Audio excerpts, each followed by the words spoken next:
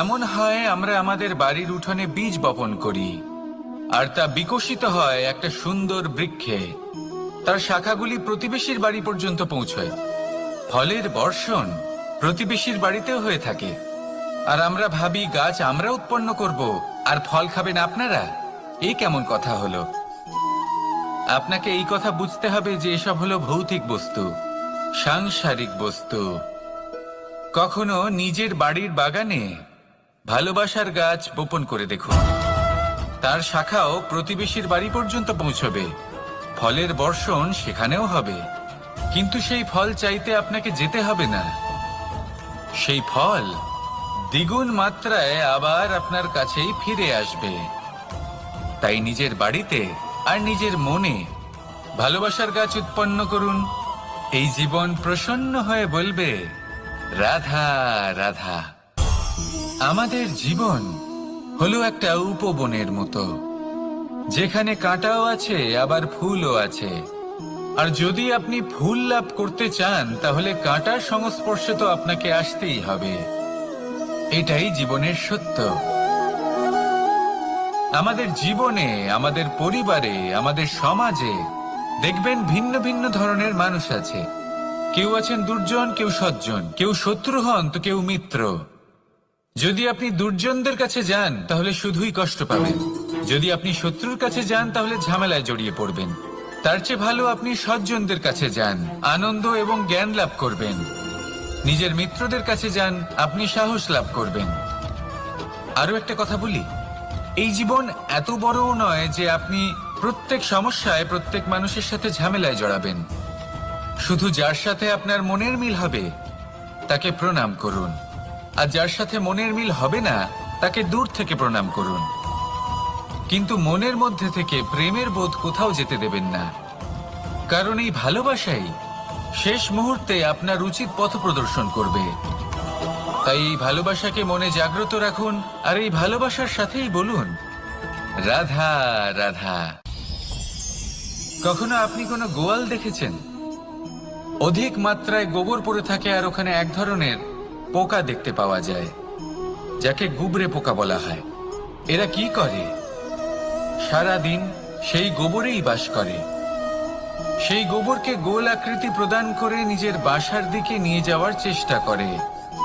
অনেক পরিশ্রম করার পরে সেই গোবরের টুকরোগুলো নিজের বাসার দিকে নিয়ে যায় আর বুঝতে পারে ওর বাসা তো খুবই ছোট, আর এই গোবরের টুকরো তো অত্যন্ত বড়। এ তো বাসাতে প্রবেশ করতেই পারবে না। তাও চেষ্টা করতে থাকে, শেষ পর্যন্ত অসফল হয় আর সেই পোকা একাই বাসাতে ঢুকে যায়। এরকম মানুষের সাথেও হয়ে থাকে সমস্ত জীবন। মানুষ ধন, স্বর্ণ, সুখ স্বাচ্ছন্দ্য এই সব কিছু অর্জন করতে ব্যস্ত থাকে, আর যখন সময় আসে এই সংসারকে ত্যাগ করে চলে যাওয়ার, তখন সে বুঝতে পারে যে এই সবকিছু তো আমি নিজের সাথে নিয়ে যেতেই পারবো না। মনে দুঃখ নিয়ে সংসার থেকে বিদায় নেয় সে। তার বদলে যদি মানুষ কোনো নির্ধন ব্যক্তিকে সাহায্য করে দেয়, কোনো দুঃখী ব্যক্তিকে হাসাতে চেষ্টা করে, তাহলে মনে সন্তোষ নিয়ে সংসার ত্যাগ করতে পারে। এই জীবনে ধন, স্বর্ণ, সুখ স্বাচ্ছন্দ্য অতি আবশ্যক, কিন্তু এগুলোই বাস্তব সম্পত্তি নয়। তাহলে কি এই বাস্তব সম্পত্তি সেটা বুঝতে শিখুন, আর আমার সাথে ভালোবেসে বলুন, রাধা রাধা। আপনার থেকে বড়, আপনার থেকে মহান হলেন সেই গুরু। এটা কি আবশ্যক যে সেই গুরু কোনো ব্যক্তিই হবেন? কখনোই নয়। গুরু হলেন একটা তত্ত্ব, গুরু হলেন একটা শক্তি। গুরু একজন ব্যক্তি হলে শুধুই একজনই হতেন, কিন্তু তা নয়। গুরু হলেন একটা অনুভূতি, গুরু হলেন শ্রদ্ধা। গুরু তিনি যিনি আপনার ব্যক্তিত্বের পরিচালক হন। গুরু তিনি যিনি আপনার ব্যক্তিত্বের নির্মাতা হন। আপনি কখন, কোথায়, কোন স্থানে, কি রূপে গুরু লাভ করবেন আর কি শিক্ষা লাভ করবেন তা নির্ভর করছে আপনার মানসিকতার উপর, যে আপনি সকলকে কিভাবে আপন করে নিতে পারেন। যদি আপনি গুরুকে আপন করতে চান, জ্ঞানকে আপন করতে চান, তাহলে আপনার মধ্যে শ্রদ্ধা জাগ্রত করতে হবে, সামর্থ্য জাগ্রত করতে হবে। আপনি গুরু এবং জ্ঞানকে আপন করে নিতে পারলে তা এমনিই আপনাকে মহান করে তুলবে। তাহলে আসুন আর আমার সাথে ভালোবেসে বলুন, রাধা রাধা। সময় এবং ধন, একটা যা প্রকৃতি আমাদের দান করেন আর একটা যা আমরা নিজেরা অর্জন করি।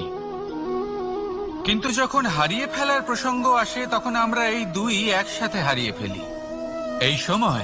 এই সময় যদি আপনি গুনতে থাকেন তাহলে তা এমনিও নষ্ট হয়ে যাবে, কারণ সময় গণনা করতে আপনি যে সময় ব্যতীত করেন তা তো এমনিই নষ্ট হয়ে যায়।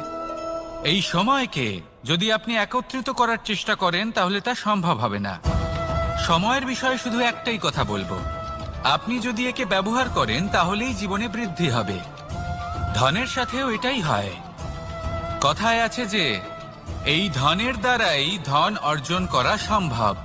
যদি আপনি এই ধনের যত্ন নেন এবং একে সামলে রাখেন তাহলে ধন আপনাকে সামলে রাখবে। এবার সময় আমরা প্রচুর পরিমাণে পাই, কিন্তু তার অর্থ এটা নয় যে আমরা তা নষ্ট করি। বাস্তব অর্থে সময় তা অত্যন্ত মূল্যবান। এর সদ্ব্যবহার করা যদি আপনি শিখে যান তবে এই সময়ও আপনাকে অবশ্যই অতি মূল্যবান করে তুলবে। আসুন আর আমার সাথে ভালোবেসে বলুন, রাধা রাধা।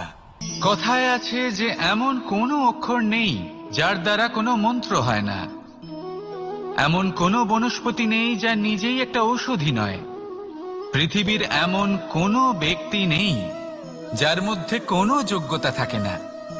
শুধু প্রয়োজন হলো যে ব্যক্তিকে আমরা খুঁজে চলেছি তাকে সঠিকভাবে চিনে নেওয়া।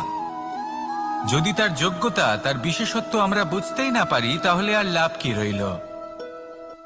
এই সংসারে এমন অনেক ব্যক্তি রয়েছেন যারা ছোট ছোট অসফলতার কারণে আপনাকে এটা বলে দেবে যে আপনি কোনো কাজের নন, আপনি হলেন মূর্খ, আপনি কিছুই করতে পারবেন না। এইসব কথায় কখনোই বিশ্বাস করবেন না, কারণ আপনি এবং প্রত্যেকটি জীব এই পরমাত্মা এবং এই প্রকৃতির সৃষ্টি, যা অত্যন্ত বিশেষ। যদি আপনাকে উদাহরণ দিই তাহলে একদিকে আছে তরোয়াল, একটা বড় লম্বা তরোয়াল যার দ্বারা যুদ্ধ করা যায়, জয়লাভ করা যায়। আর অন্যদিকে রয়েছে একটা ছোট্ট সূচ, কিন্তু যে কাজ একটা ছোট্ট সূচ করতে পারে তা একটা তরোয়াল দ্বারা সম্ভব নয়। এর অর্থ হলো এটাই যে প্রত্যেকটা রচনা অত্যন্ত অমূল্য এবং অত্যন্ত বিশেষ হয়। তাহলে বিশ্বাস রাখুন যে আপনি অত্যন্ত বিশেষ একজন, আর প্রেমের সাথে বলুন, রাধা রাধা। বাল্যকালে যখন আমি মাখন খেতাম তখন যশোদা মায়ের আমার মাখন খাওয়া নিয়ে কোনো সমস্যা ছিল না, কিন্তু যখন আমি মাখন খেতাম, মাখন চুরি করতাম, তখন যেই প্রকারে বাড়ির পরিচ্ছন্নতা আমি নষ্ট করতাম তা নিয়ে অবশ্যই যশোদা মায়ের আপত্তি ছিল। আর হবে নাই বা কেন? কথায় আছে যে যদি আমাদের ঘর পরিচ্ছন্ন থাকে সেখানে লক্ষ্মী বসবাস করে থাকেন, তবেই সেই বাড়িতে সন্তোষ ভাব থাকবে। সেই জন্যই আমাদের যশোদা মা পরিশ্রম করে বাড়ির ভেতর এবং বাড়ির বাহির সবসময় পরিচ্ছন্ন করে রাখতেন।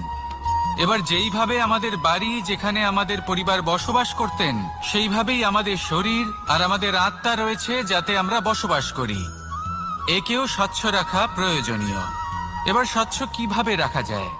শুধু বাহ্যিক পরিচ্ছন্নতা আর প্রসাধন দ্বারা তা সম্ভব হবে না।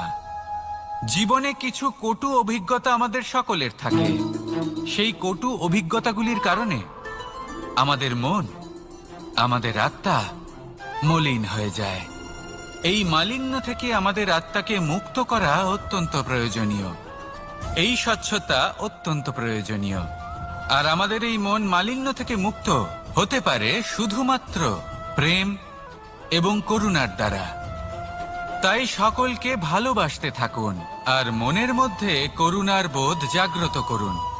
কারণ যেইভাবে বাড়ি পরিষ্কার থাকলে তাতে লক্ষ্মী বসবাস করেন, সন্তোষবোধ বজায় থাকে, সেইভাবেই যদি মন স্বচ্ছ থাকে তাহলে তাতে সন্তোষও থাকবে, শান্তিও থাকবে। তাহলে ভালোবাসতে থাকুন, মনের মধ্যে করুণাবোধ জাগ্রত করুন আর আমার সাথে ভালোবেসে বলুন, রাধা রাধা। আপনি কখনো রেশমের কীট দেখেছেন? নিজের সুরক্ষার জন্য সে নিজের লালা থেকে একটি সুতো উৎপন্ন করে আর সেই সুতো দ্বারা নিজেকে পেঁচিয়ে নেয় প্রকৃতি এবং অন্য জীবজন্তুর হাত থেকে সুরক্ষার জন্য।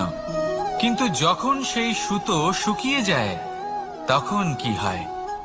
তা একটা খোলসে পরিণত হয়, এত সবল হয়ে যায় যে সেই রেশমের কীট তা ভেঙে বাইরে বেরিয়েই আসতে পারে না। শেষ পর্যন্ত এই কারণেই সে মৃত্যু লাভ করে। এবার যদি একটা প্রজাপতির কথা বলি, তাহলে প্রজাপতি কি করে?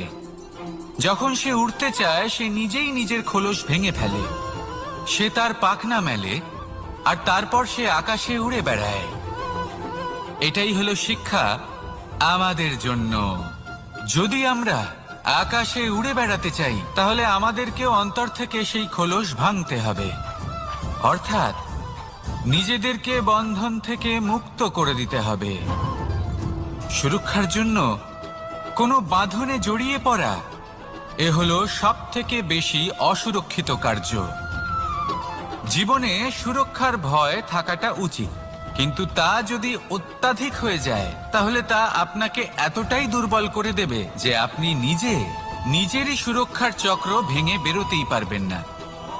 যদি আপনি নবনির্মাণ করতে চান তাহলে আপনাকে নিজের এই সুরক্ষা কবচ ভেঙে বেরোতেই হবে, সাহসের সাথে পরিশ্রম করতে হবে। আর যদি আপনি এটা করতে পারেন তাহলে আপনার উড়ান কেউ আটকাতে পারবে না। আসুন আমার সাথে ভালোবেসে বলুন রাধা রাধা। আসুন আমার সাথে ভালোবেসে বলুন রাধা রাধা। কখনো কখনো এমন হয় আমরা আমাদের বাড়ির উঠোনে আজও মানুষ আসেন এবং হাত জোড় করে প্রার্থনা করেন যেন আমি ওনাদের সহায়তা করি। আপনাদের একটা কথা বলতে চাই, আমি সকলকে সাহায্য করতে পারবো না, কিন্তু আমি শিক্ষা অবশ্যই দিতে পারবো, জ্ঞান প্রদান করতে পারবো। এমন কিছু জ্ঞান যার ভিত্তিতে মানুষ যা চাইবেন তাই লাভ করতে পারবেন যদি সঠিক কর্ম করতে থাকেন।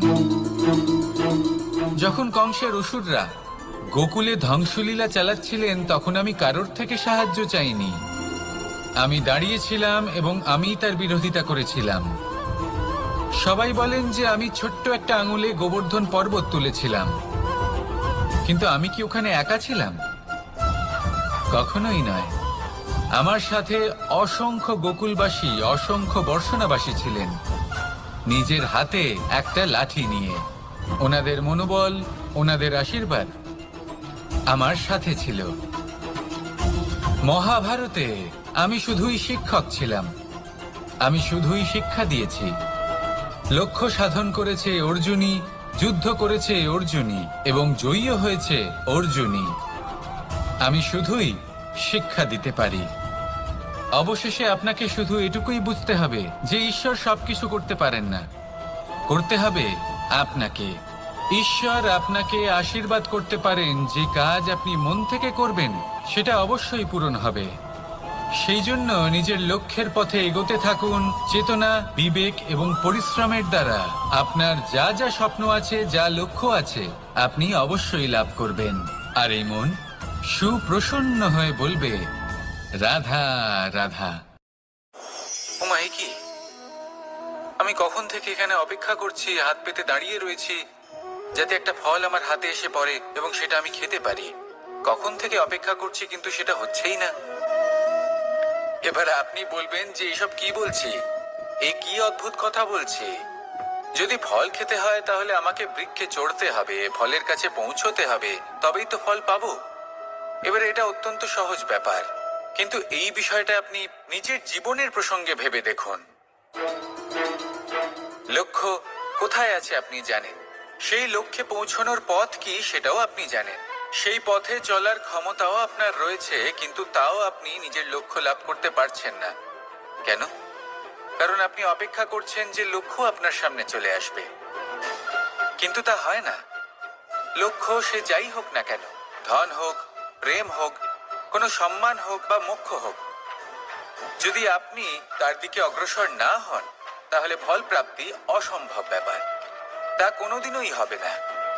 সেই জন্য আপনার চোখের সামনে আপনি যদি নিজের লক্ষ্যকে দেখতে পান, তাহলে উঠুন এবং সেই দিকে অগ্রসর হতে শুরু করুন।